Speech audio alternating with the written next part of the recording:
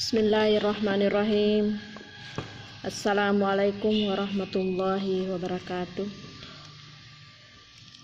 Alhamdulillah, pada hari ini kita kembali melanjutkan materi, di mana materi ini kita sudah berada pada mulahazut tarakibuh, adalah pembahasan tentang struktur. Ya. Namun sebelum kita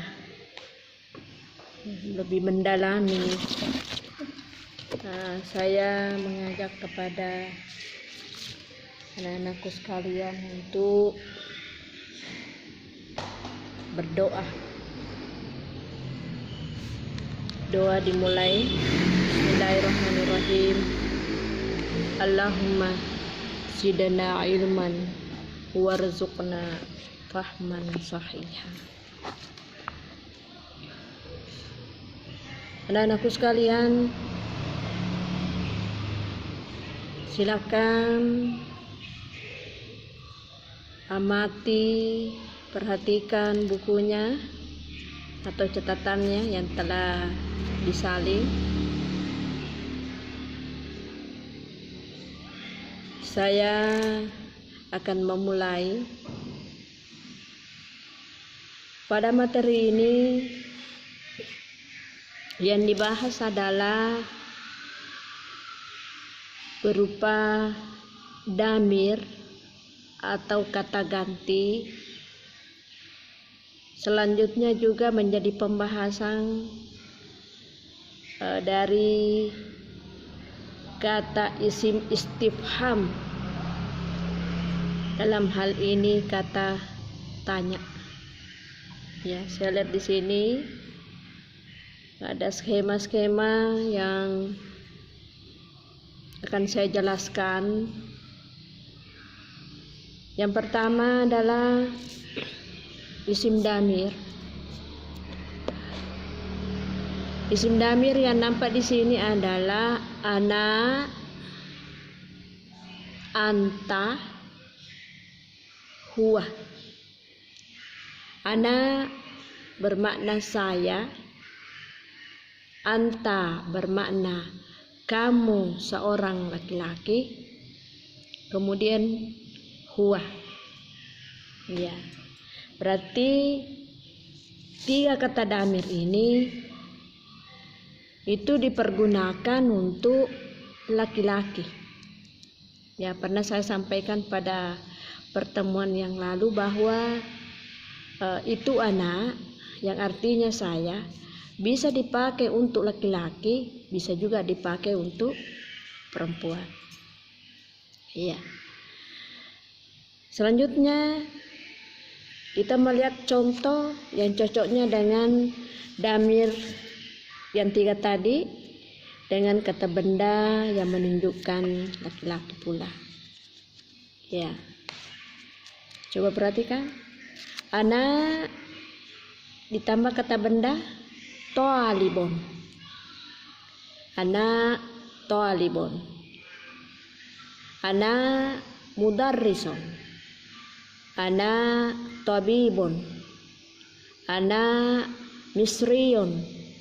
Ana Turkiyon, ana Suriyon. Iya, saya seorang siswa.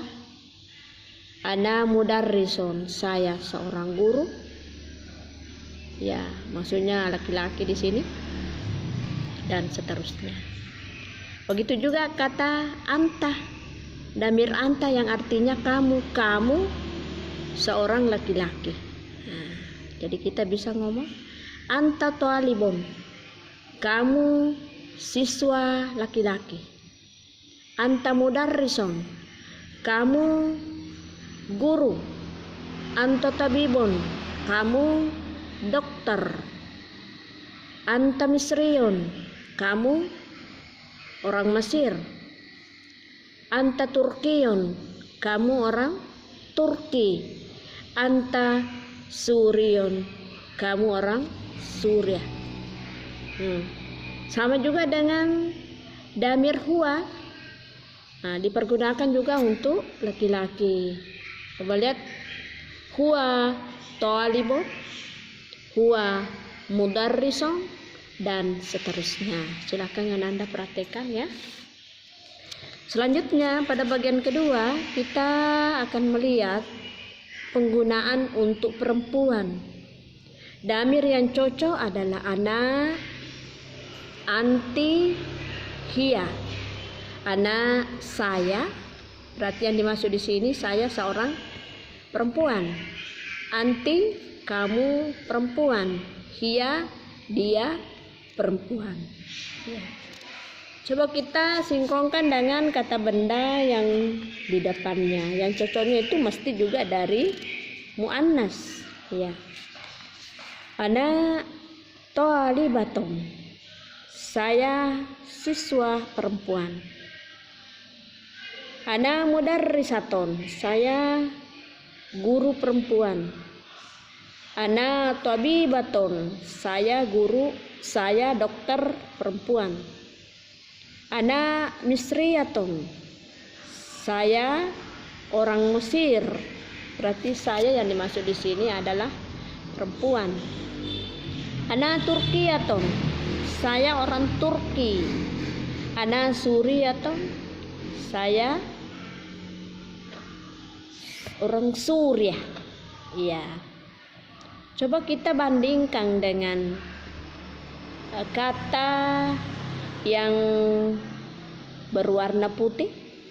Ya, pada nomor 1 tadi dengan nomor 2 yang nampak perbedaannya. Kalau bagian perempuan maka kata benda yang pada akhir katanya itu memakai ta marbuta sebagai tanda perempuan. Kalau tadi yang nomor 1 tidak memiliki tanda seperti nomor 2, oleh karena memang begitulah kalau laki-laki.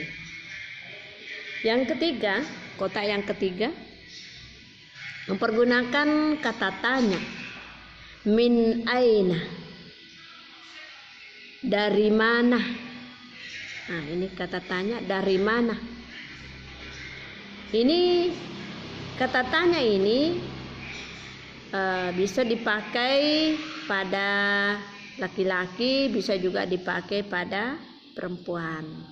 Ya. Min aina anta? Nah, dari mana kamu seorang laki-laki? Min aina anti?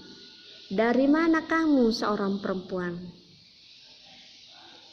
Min aina huwa? Dari mana dia? Ya. Min aina hiya? Dari mana dia? Perempuan. Min aina ana? Dari mana saya? Nah, itu. Jadi intinya di sini kata tanya atau isim istifham aina min aina, itu bisa dipakai jenis laki-laki, bisa juga dipakai jenis perempuan. Ya, selanjutnya pada poin yang keempat. Ini damirnya dikedepankan. Nah, coba perhatikan. Ana, anta, anti, huwa, hiya. Nah, baru ditambah min sebagai harfu jar, lalu ditambah nama daerah. Iya. Contohnya, ana min Pakistan. Saya dari daerah Pakistan. Ya. Kata anta juga bisa dipakai, anti juga bisa, huwa, hiya. Nah. Kalau tadi kata ana. Nah, kalau kata anta, anta min Pakistan. Kamu dari Pakistan. Kamu seorang laki-laki dari Pakistan. Anti min Pakistan. Anti min Pakistan. Kamu perempuan dari Pakistan. Huwa min Pakistan. Dia dari Pakistan, berarti dia adalah laki-laki. Hiya Pakistan. Dia dari Pakistan, yang menunjukkan perempuan. Begitu seterusnya. Ana min Turkiya, anta min Turkiya, anti min Turkiya, anti min Misri, anti min Suria, huwa min Pakistan, hiya min Pakistan, huwa min Turkiya, hiya min Turkiya, dan seterusnya.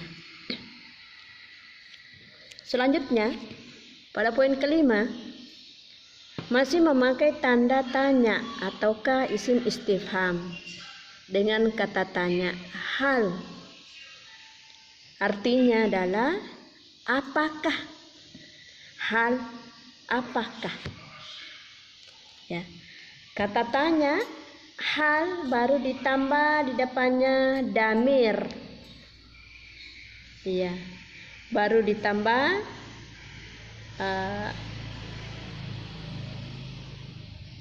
nama orang ataukah warga kenegaraan. Ya, coba kita lihat contohnya. Hal anta Pakistani. Apakah kamu orang Pakistan? Ya. Berarti ini selalu diingat itu bahwa kalau anta untuk laki-laki, anti untuk perempuan. Meskipun hal ini bisa dipakai dua-dua, tetapi dalam mempertanyakan itu, anta harus sesuai dengan jenis laki-lakinya. Coba lihat ini. Hal anta Pakistani. Apakah kamu orang Pakistan? Hal anta Turki. Apakah kamu orang Turki? Hal anta Misri. Apakah kamu orang Mesir? Hal anta Suri. Apakah kamu orang Suriah? Artinya berkewarganegaraan Suriah, berkewarganegaraan Pakistan, negara Turki. Itu. Nah, seterusnya kalau hal ditambah damir anti yang menunjukkan perempuan. Hal anti Pakistaniyatu. Coba perhatikan ini. Yang berkebangsaan Pakistan, berkebangsaan Turki, Misria dengan Suria, ini ada semua tanda perempuannya, yakni tamar buta, karena memang yang dimasukkan di sini adalah perempuannya, karena juga memakai damir anti. Nah, hal anti Pakistaniyatu, apakah kamu perempuan berkebangsaan Pakistan? Apakah kamu seorang orang Pakistan? Ya. Hal anti Turkiyatu, apakah kamu orang Turki? Apakah kamu berkebangsaan Turki? Ya, itu.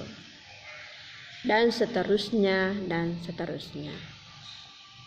Selanjutnya kata na'am. Naam, ya. Kalau tadi kita pakai kata tanya hal, apakah kamu? Ya.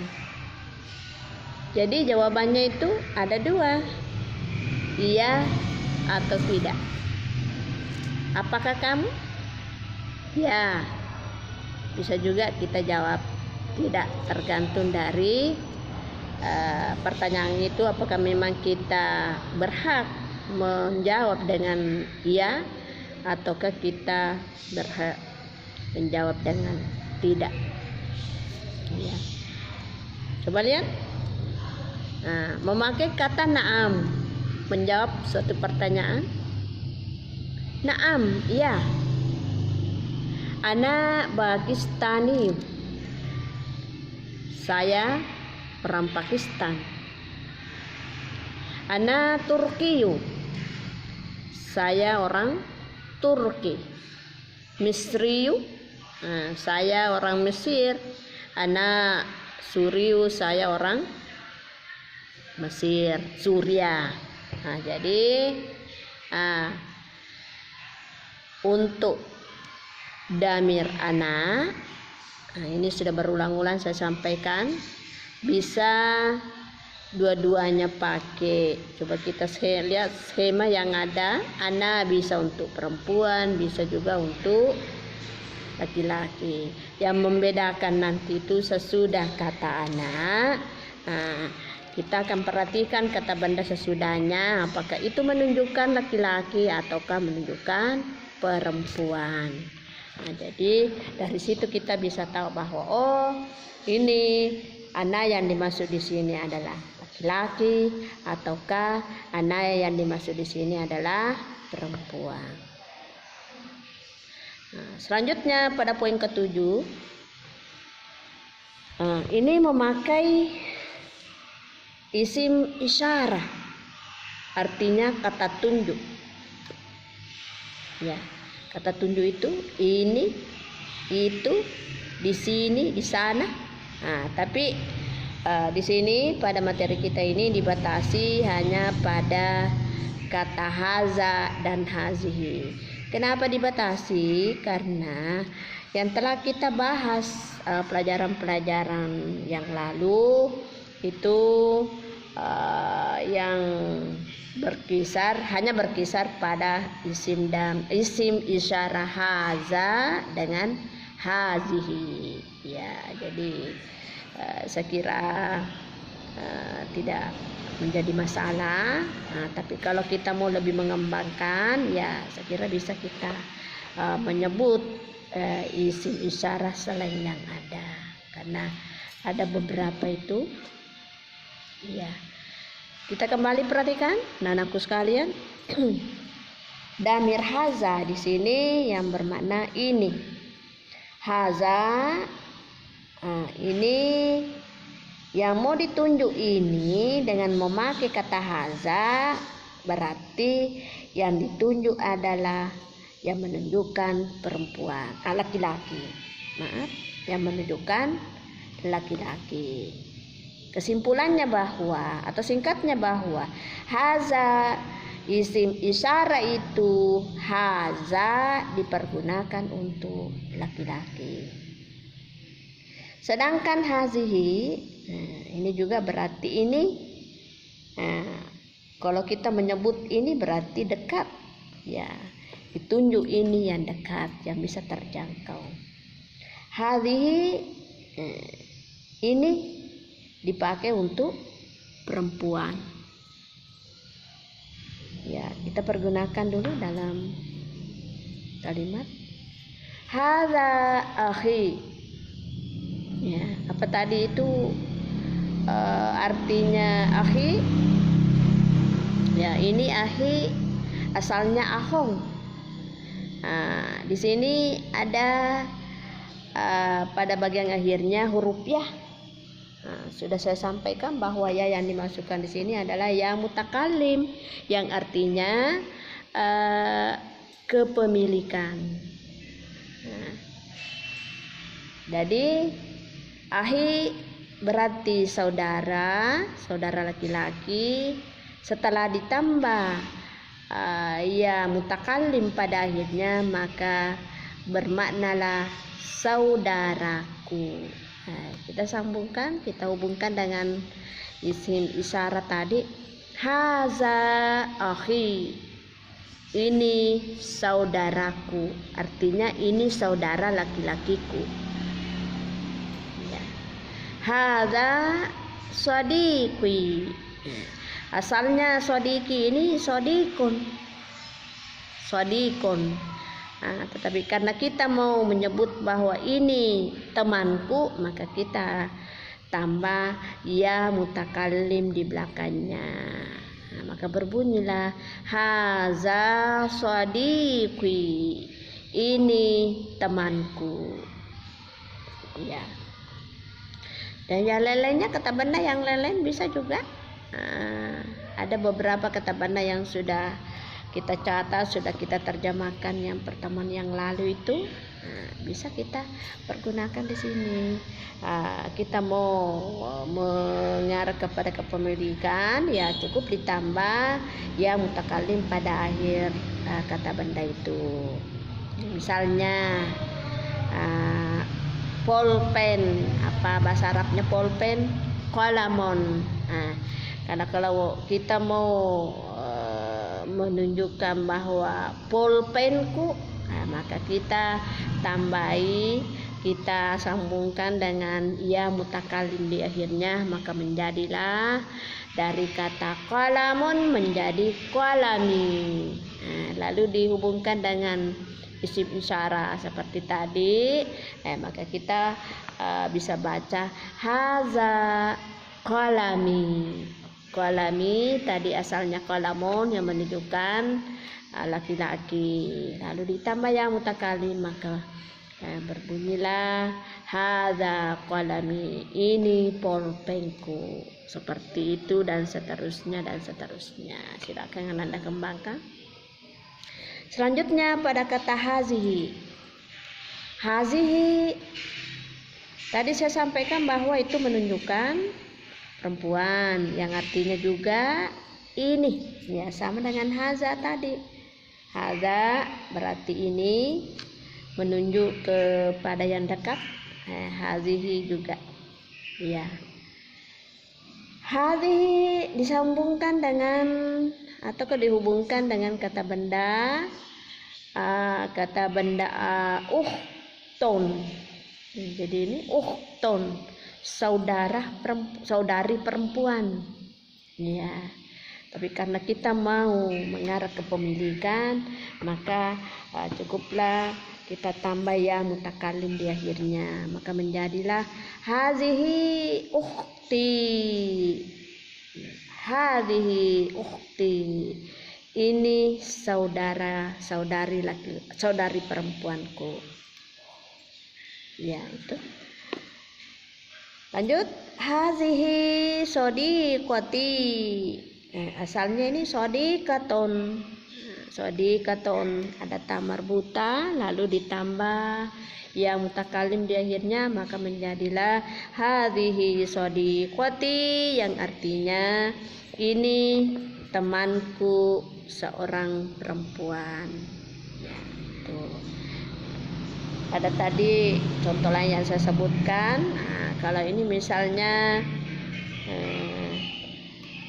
kata benda apa kira-kira yang bisa kita tambahkan?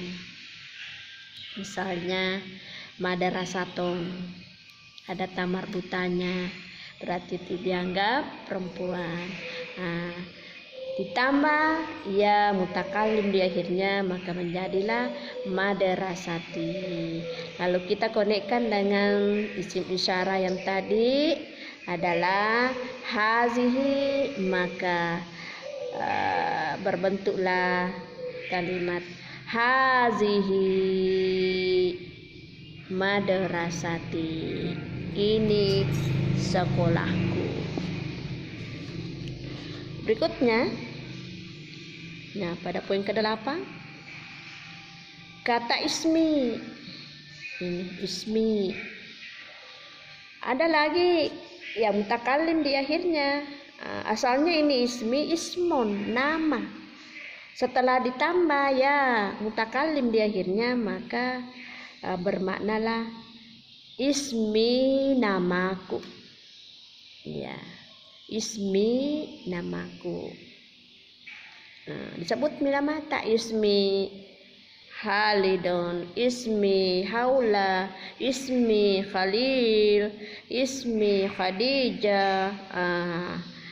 Kalau kata ismi ini agak beda dengan perkataan atau kata-kata yang telah dibahas tadi di atas, baik dari segi laki-lakinya maupun dari segi perempuannya. Kita melihat di sini bahwa kalau kata ismi yang dipakai, maka itu dua-duanya boleh dipergunakan. Ismi dalam bentuk muzakkar bisa dipakai, ismi juga bisa dipakai untuk muannas. Misalnya ismi, namaku saya Rusdiana, ismi Rusdiana, ismi Fauzia, ismi Marwan, dan sebagainya dan sebagainya. Anak-anakku sekalian, pembahasan kita tadi ini disimpulkan di keterangan ini, atau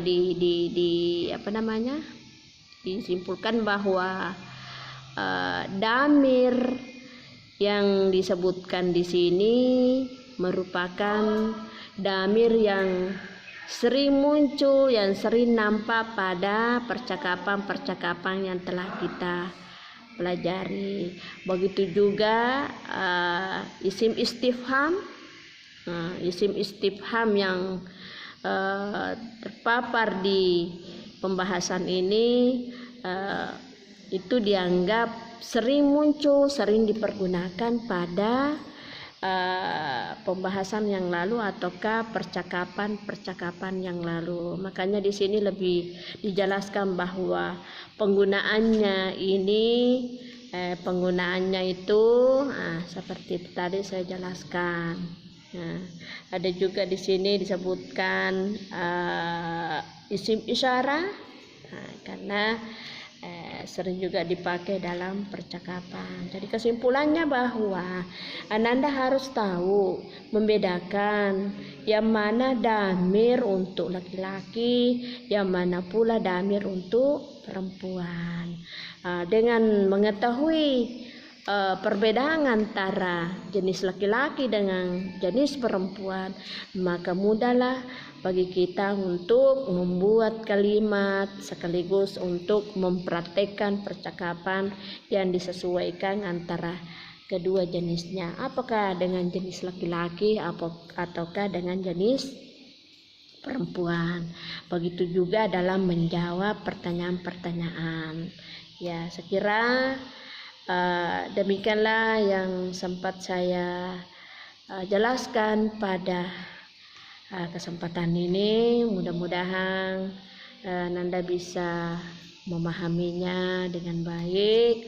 Kalau toh ada yang masih kabur, ada yang masih perlu dijelaskan, bisa Nanda mengomentari ataukah menyampaikan lewat WA grup yang Ananda telah bentuk. Supaya Anda lebih matang, lebih memahami dari pembahasan kita. Sekira demikian yang sempat saya jelaskan pada hari ini. Saya akhiri dengan ucapan wabillahi taufiq wassadah. Wassalamualaikum warahmatullahi wabarakatuh.